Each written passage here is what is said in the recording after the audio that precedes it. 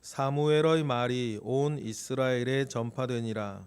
이스라엘은 나가서 블레셋 사람들과 싸우려고 에베네셀 곁에 진치고 블레셋 사람들은 아벡에 진쳤더니 블레셋 사람들이 이스라엘에 대하여 전열을 벌이니라.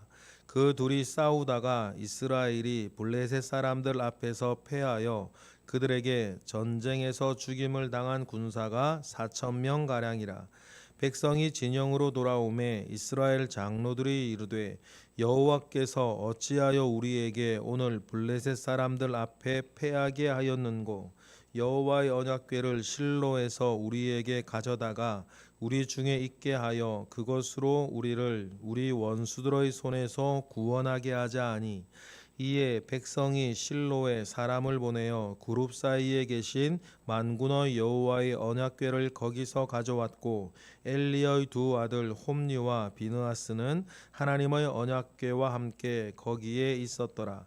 여호와의 언약궤가 진영에서 들어올 때에 온 이스라엘이 큰 소리로 외치매 땅이 울린지라. 블레셋 사람이 그 외치는 소리를 듣고 이르되 히브리 진영에서 큰 소리로 외침은 어찌 됨이냐 하다가 여호와의 궤가 진영에 들어온 줄을 깨달은지라. 블레셋 사람이 두려워하여 이르되 신이 진영에 이르렀도다 하고 또 이르되 우리에게 화로다. 전날에는 이런 일이 없었도다. 우리에게 화로다. 누가 우리를 이 능한 신들의 손에서 건지리요. 그들은 광야에서 여러 가지 재앙으로 애굽인을 친 신들이니라. 너희 블레셋 사람들아 강하게 되며 대장부가 되라. 너희가 히브리 사람의 종이 되기를 그들이 너희의 종이 되었던 것 같이 되지 말고 대장부 같이 되어 싸우라 하고 블레셋 사람들이 쳤더니 이스라엘이 패하여 각기 장막으로 도망하였고 살육이 심히 커서 이스라엘 보병의 엎드러진 자가 3만 명이었으며 여호와의 궤는 빼앗겼고 엘리의 두 아들 홈니와 비느하스는 죽임을 당하였더라. 아멘. 여러분 믿음 안에서 먼저 우리 고백하십시다. 주 안에 있으면 좋은 일은 더 좋은 일이 되고 좋지 않은 일도 좋은 일이 될 줄 믿습니다. 좋은 일 나쁜 일이 당장에 우리에게 중요한 것이 아니고 그렇다면 우리가 먼저 주 안에 있는 것입니다. 주 안에 있으면 나쁜 일도 좋은 일이 되고 주 안에 있으면 좋은 일은 더 좋은 일이 될 것을 우리는 믿기 때문입니다. 지금 이스라엘의 중요한 사건이 지금 발생했죠. 블레셋과의 대일전에서 크게 패하고 언약궤마저 빼앗기는 일이 발생되고 말았습니다. 여러분, 육으로 보면 패배한 비극인데 영으로 보면 부흥의 조건이 이루어지는 희망의 순간이기도 합니다. 왜냐하면 이 일로 인하여서 그렇게 하나님 아버지 앞에 회개하지 아니하고 또 마음이 모이지 아니하고 여러 혼란과 여러 일들 속에서도 자정 능력을 그렇게 잃어버리고 있던 이스라엘이 정신을 바짝 차리게 되고 나중에 미스바에 모여서 하나님 아버지 앞에 진정으로 회개하게 되는 그 계기가 이 사건이기 때문입니다. 그러니 육으로는 비극이나 영으로는 희망이 드디어 움트고 있다. 그러니 여러분 중요한 건 뭡니까?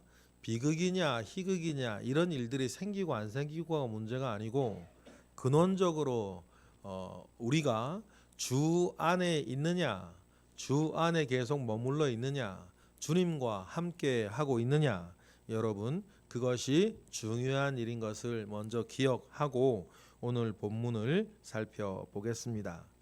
먼저 하나님께서 준비하고 일하고 계셨습니다. 하나님의 일은 사무엘이라고 하는 사람을 일으켜 세워 나아가는 것입니다. 1절이죠. 우리 1절 읽어보겠습니다. 시작. 사무엘의 말이 온 이스라엘에 전파되니라.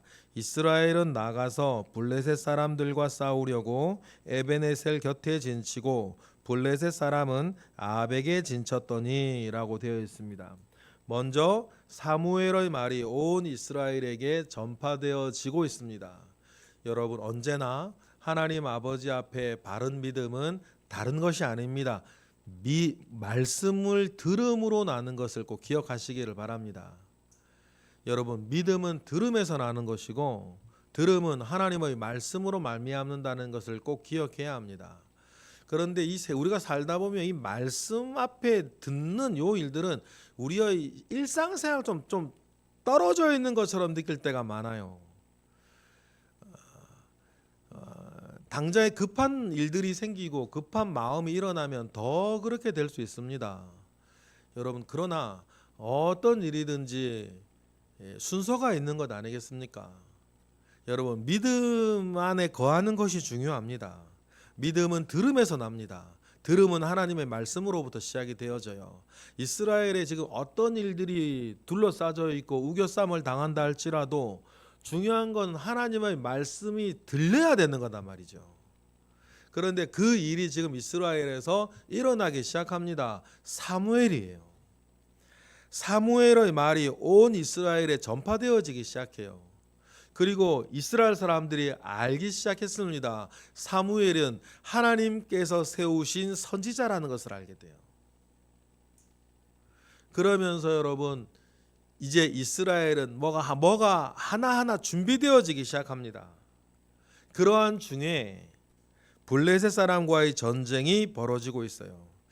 블레셋 사람들은 그리스 남단 에게섬, 에게 문명 사람들입니다. 거기에서 어떤 이유로든 그 중앙에서 밀려난 사람들이 지중해 연안에 도시 공동체, 도시 국가를 이렇게 형성하면서 살기 시작할 때예요. 이 팔레스틴 지역에 블레셋 사람들이 유입되기 시작한 게 주전 12세기 정도예요. 그러니까 출애굽이 시작하고 300년 뒤부터입니다. 이 사람들도 본토에서 밀려나서 팔레스타인 이 지역의 터를 잡아야 자기들이 살아남는 사람들이에요. 여러분, 그리스 문명 전에 이 에게 문명이 여러분 당대 최고의 문명 아닙니까?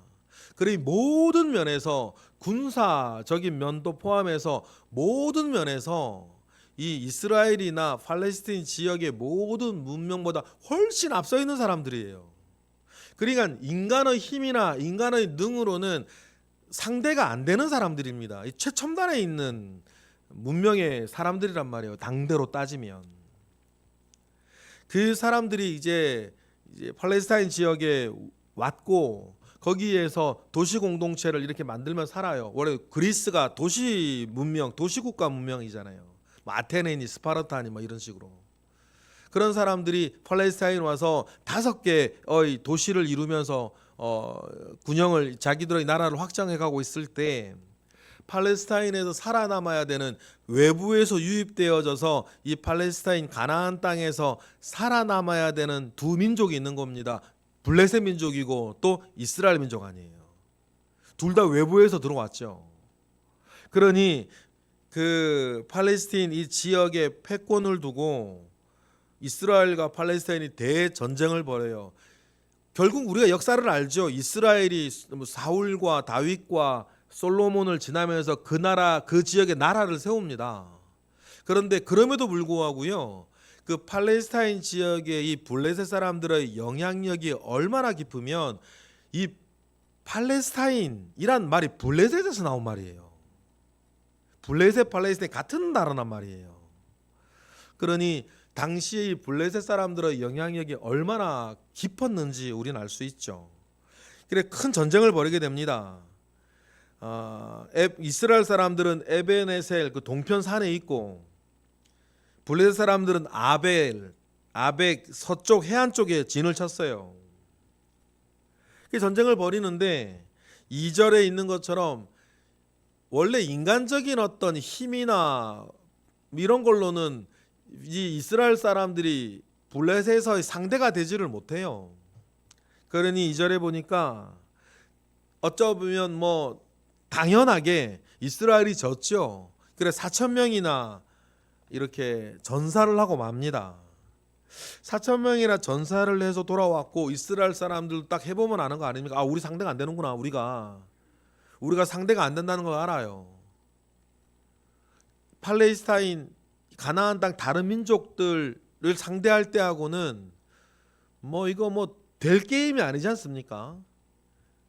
그래서 이스라엘 장로들이 이건 우리 도저히 우리 상대가 아니다. 우리가 상대할 사람들이 아니라는 걸 알고 배수진을 나름 칩니다. 배수진을 나름 치기로 결정한 게 3절이에요. 우리 3절 읽어볼까요? 다 같이 시작. 백성이 진영으로 돌아오매 이스라엘 장로들이 이르되 여호와께서 어찌하여 우리에게 오늘 블레셋 사람들 앞에 패하게 하셨는고 여호와의 언약궤를 실로에서 우리에게로 가져다가 우리 중에 있게 하여 그것으로 우리를 우리 원수들의 손에서 구원하게 하자 하니. 그렇게 되는 거예요. 여기에 우리가 한 절 한 단어 따져보면 우리가 참 할 얘기 많은 3절이에요. 어찌하여라고요?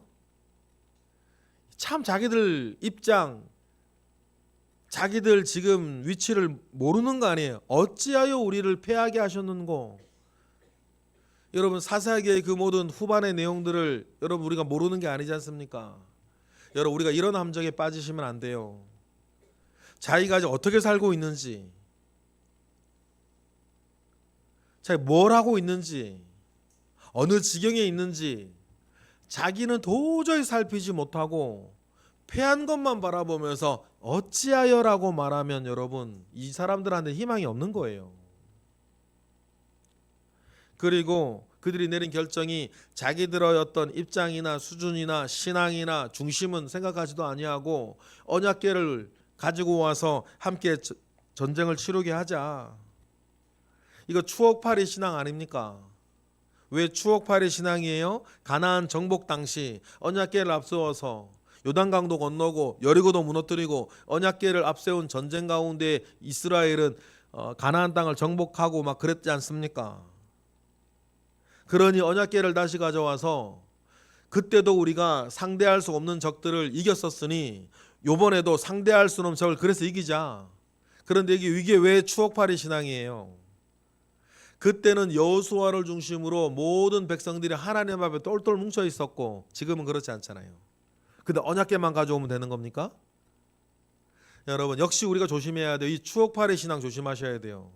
지금 나의 중심과 지금 나의 삶은 어떤데 옛날에 그렇게 했었다고 지금도 되어질 거라고 결코 그렇지 않습니다. 그리고 이 사람들도 하나님을 생각하지 않아요. 그것으로라잖아요. 그것으로. 여러분 언약궤가 뭡니까? 언약궤 자체가 능력이 있는 거예요? 언약궤 자체가 힘이 있는 겁니까? 언약궤 자체가 여러분 전쟁에 이기게 하는 비결이에요. 언약궤는 상징하는 거죠. 하나님께서 우리와 함께 하신다는 것을 상징하는 증표가 언약궤인데 하나님과 함께 하고 있지는 않으면서 언약궤만 떨렁 가지고 오면 우리가 여러분 값비싼 맛있는 음식을 배달해 오면 중요한 건 여러분 포장지가 아니고 그 안에 들어있는 내용물인데 지금 이스라엘 말하는 거 뭐냐? 포장지 들고 아이고 우리 맛있는 거 시켰다고 맛있는 거 그런 꼴이란 말이에요. 그러니 여러분 언약궤 자체가 중요한 게 아니고 하나님이 중요하신 거고 하나님과 우리가 함께하는 것이 중요하지 언약궤만 떨렁 가져온다고 하면 일이 되겠냐고요. 그때 그래서 이제 어쨌든 그런 결정이 내려집니다.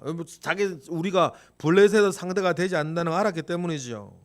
언약궤를 가져와요. 중요한 인물도 함께 오죠. 4절입니다. 시작. 이에 백성이 실로에 사람을 보내어 그룹 사이에 계신 만군의 여호와의 언약궤를 거기서 가져왔고 엘리의 두 아들 홈니와 비느하스는 하나님의 언약궤와 함께 거기 있었더라. 언약궤가 왔습니다. 언약궤의 의미가 있어요. 그런데 그 언약궤의 의미를 생각하는 사람은 없어요. 언약궤만 왔습니다. 그리고 여러 홈리와 비느하스가 같이 언약궤와 함께 왔어요. 언약궤의 의미가 있지 않습니까? 그죠? 그런데 그 언약궤의 의미와 제일 멀리 있는 두 사람이 함께 왔어요. 여러분 일이 안 되어지려면 이렇게 안 되어지게 돼 있는 거예요.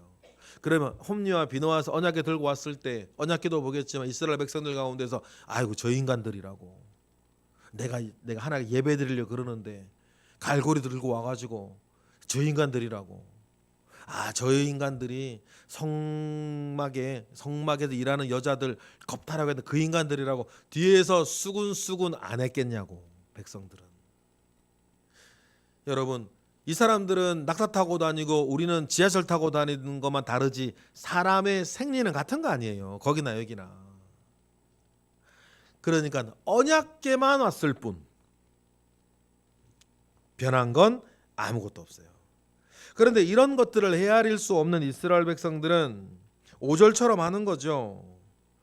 언약궤를 가져오기만 하면 여러분 자동 승리입니까? 5절 볼까요? 시작. 여호와의 언약궤가 진영에 들어올 때에 온 이스라엘이 큰 소리로 외치매 땅이 울릴 정도로. 마치 언약궤만 오면 그냥 승리하는 것처럼 사기가 오른 이스라엘의 분위기가 와 함성과 함께 이래요. 그 내용을 헤아릴 수 있는 사람은 그 안에 아무도 없는 것이고, 문제는 상대예요. 블레셋 사람들이 그 함성을 듣습니다. 분명히 패해서 갔는데, 패해서 사기가 완전히 꺾여야 되는데 갑자기 이스라엘 진영에서 그런 함성이 나니까 이게 웬일이냐, 뭐 예나 지금이나 첩자들 스파이들 다 있는 거 아닙니까? 언약궤가 왔다는 것을 7절에 그 사람들이 알아요. 그리고는 여러분 출애굽의 이야기와 이스라엘 광야의 이야기는 당시에 이미 유명한 이야기였어요. 광야에 떠돌고 있는 그 수백만 명의 사람들의 이야기가 여러분 비밀일 리가 없지 않습니까? 지금이야 여러분 우리가 인공위성으로 쳐다본다면 그때는 다 첩자들 다 심어놓고 뭐 정탐꾼들 다 심어놓고 다 알려지는 거 아니에요. 이스라엘의 이야기, 광야의 이야기, 출애굽의 이야기는 당시에 유명한 이야기였어요. 라합도 다 알고 있는 거 아닙니까? 여리고성의 기생도 다 알고 있는 이야기였어요. 이스라엘이 요단강 건너 여리고성 앞에 오자 문이 굳게 잠기고 출입하는 사람이 없다 그랬습니다. 다 알고 있는 거예요. 그 이야기는 전설이 되어서 심지어는 그리스 땅에서 온 사람들까지도 아는 유명한 이야기였어요. 당대에. 그러니 여러분 8절에 그들은 8절을 읽어볼까요? 시작. 블레셋 사람들의 말이죠. 시작. 우리에게 화로다. 누가 우리를 이 능한 신들의 손에서 건지리요. 그들은 광야에서 여러 가지 재앙으로 애굽인들을 친 신들이라는 것을 알아요. 그러면 여러분 하나님이 함께 하시는 다른 전쟁에서는 어떻게 해야 되는 거예요? 상대편의 기가 죽어야 돼요. 상대방의 사기가 꺾여야 돼요. 상대방의 진열이 흐트러져야 됩니다. 여러분 하나님께서 일하실 때의 첫 단계를 여러분 우린 잘 알아야 돼요. 나에게나 상대에게나 하나님께서 역사하실 때의 첫 단계는 사람의 가슴에서 일렁이는 한 줄기 은혜 한 줄기란 말이에요. 사람의 마음 한 줄기, 사람의 생각 하나에서 하나님 훅 불어넣어 주시는 일렁이는 은혜 한 줄기예요. 하나님이 함께 하시는 거였으면요 이런 마음이면 블레셋 사람들이 진열이 흐트러지고 사이가 떨어지고 사기 도망가는 사람이 생기고 막 그렇게 돼야 되는 것 아닙니까? 그런데 하나님이 함께 하시지 않으니까 그 모든 일들 이스라엘 진영의 그 함성조차도 역효과가 일어나요. 어떤 역효과가 일어납니까? 9절이에요. 9절 읽어볼까요? 다 같이 시작. 너희 블레셋 사람들아 강하게 되며 대장부가 되라. 너희가 히브리 사람의 종이 되기를 그들이 너희의 종이 되었던 것 같이 되지 말고 대장부같이 되어 싸우라 하고. 오히려 그 일들로 어떤 일들이 벌어집니까? 블레셋 사람들이 오히려 전열을 가다듬고 더 강하게 되고 더 독한 마음 가지고 전쟁을 벌이게 되는 거예요. 여러분 똑같은 일이라도 하나님이 함께 하시고 아니면 하나님이 함께 아니하시고에 따라 완전히 달라지는 거예요. 여러분 이 모든 엄청난 결과라 하더라도 첫 출발은 언제나 이거예요. 하나님께서 사람들 속에 불어넣어 주시는 일렁이는 은혜 한 줄기예요. 그래서 생각 하나가 바뀌는 거고, 말이 하나가 바뀌는 거고, 결정 하나가 바뀌는 거여서 큰 배가 작은 방향타 하나로 이렇게 움직여지는 것처럼 하나님의 역사는 나에게도 마찬가지고 상대방에도 마찬가지고 그 모든 모인 공동체 사람들에게도 마찬가지고 그 마음속에 불어넣어주는 스쳐 지나가는 듯한 은혜 한 줄기란 말이에요. 어떤 마음이 그 순간에 먹어지고 어떤 생각이 그 순간에 들어오고 이게 결정해 준단 말이에요. 그런데 하나님께서 함께 하시지 않으니까 이 블레셋 사람들의 사기가 오히려 올라가고 대장부가 돼 싸우자고 이렇게 됩니다. 그러니 어떻게 되겠어요? 10절에 보니까 또 붙죠. 그런데 함께 하나님께서 함께하지 않는 건 자명한 사실. 이스라엘이 대패하고 당시의 어떤 상황을 생각하면 엄청난 숫자죠. 3만 명이 전사를 합니다. 3만 명이 전사하고 이스라엘은 대패를 했는데 중요한 사건이 여기서 하나 일어나죠. 11절이에요. 11절 시작. 하나님의 괴는 빼앗겼고 엘리의 두 아들 홈니와 비느하스는 죽임을 당했다. 엄청난 일이 벌어져요. 하나님이 함께 하신다고 하는 징표인 언약궤는 빼앗기고 하나님의 심판이 이루어지기 시작합니다. 홈니와 비느하스가 이날 죽어요. 하나님이 기회를 많이 줬었는데 잡지 못했죠. 이것으로 여러분 이스라엘은 엄청난 일을 겪습니다. 그리고 하나님의 심판이 성취되어져요. 이것이 육의 눈으로 볼 때의 비극. 그런데 중요한 건 뭡니까? 이 비극 속에서 이스라엘에게 드디어 부흥의 조건이 이루어져요. 뭡니까? 회개라는 거예요. 여러분, 비극이 찾아오면 언제나 나의 회개부터 일어나는 것이 하나님 아버지가 일하실 때의 것이다. 큰 환난으로 회개케 하시는, 그동안 그렇게 하지 아니하였던 그 회개를 하나님이 이스라엘에게 일으키신다.